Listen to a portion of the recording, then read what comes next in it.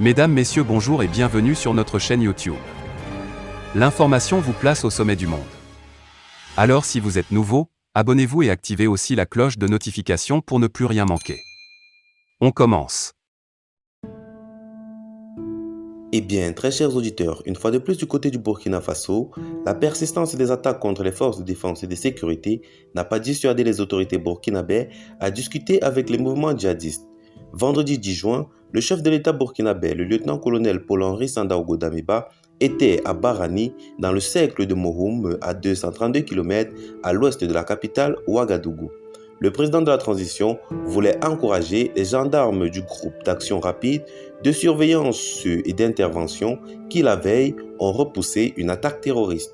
Selon un bilan officiel, 4 gendarmes ont perdu la vie au cours de cet assaut, tandis qu'une dizaine d'assaillants ont été neutralisés.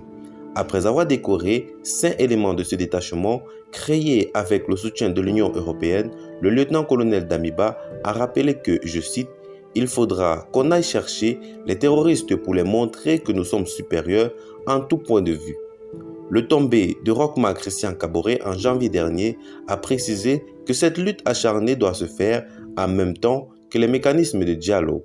Comme son prédécesseur, le lieutenant-colonel Paul-Henri Sandaogo Damiba a fait de la sécurisation du Burkina sa priorité. Pour cette raison, le président de la transition s'est dit favorable à l'ouverture de discussions avec les djihadistes locaux. Cependant, cette option n'est pas encore porteur de résultats satisfaisants. Pour preuve, les attaques se multiplient dans le nord du Burkina, un pays en passe de devenir le ventre mou de la lutte anti-djihadiste au Sahel. Juste avant l'attaque de Barani, le poste de sécurité du site minier industriel de Karma dans le centre-nord a été pris pour cible par des individus armés non identifiés. Un militaire et un civil ont trouvé la mort ce jour-là.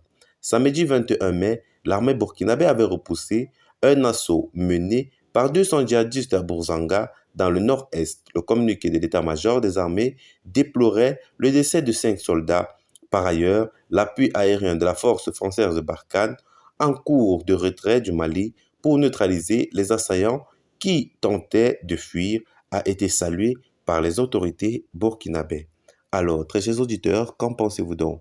Laissez vos avis en commentaire, partagez la vidéo avec vos amis si vous l'avez trouvée notamment intéressante, abonnez-vous à la chaîne si ce n'est pas encore fait et retrouvons-nous très prochainement pour de nouvelles notes d'information, toujours sur Union africaine. Bye bye.